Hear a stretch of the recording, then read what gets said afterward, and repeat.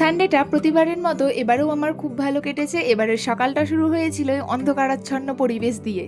তো চলো শুরু করি আজ সারাদিন আমি কিভাবে কাটালাম। প্রথমে সকালেই খেয়েছিলাম 4টে আমন্ড বাদাম, আর তারপরেই করেছিলাম আমার হাতে তৈরি চা। চা খেতে আমার তো কোনো কালেই ভালো লাগে না, তাই আমি খেয়েছিলাম চিঁড়ে আর আম। আজ বাড়িতে ঠিক হয়েছিল সারা ঘর পরিষ্কার করা হবে, বেশ কিছু পুরনো জিনিস পড়েছিল সেগুলোকে বাতিল করা হবে। পুরনো টিভি, পুরনো ফোন সবকিছুটাই আমরা বাতিল করে দিচ্ছিলাম। আর এই স্যামসাং এর সেটটা ছিল আমাদের প্রথম স্ক্রিন টাচ ফোন। বাড়িঘর পরিষ্কার করা এদিকে তো একেবারেই কমপ্লিট। তারপরে আমি ফ্রেশ হয়ে খেয়ে নিয়েছিলাম দুপুরের খাবার। আর আজ দুপুরে ছিল ভাত, ফুলকপি আলুর তরকারি আর মাছের ঝোল। ভাত খাওয়ার পর আমি আর মা খেয়েছিলাম এই গাছে পাকা 2টো আম, ভীষণ মিষ্টি ছিল খেতে।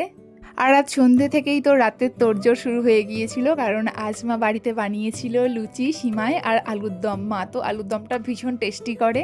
তো রবিবারের সারাদিন আমার এভাবেই কাটলো। আবারও আসবো পরের কোনো ভিডিওতে। আজ পর্যন্ত এতটাই, টাটা।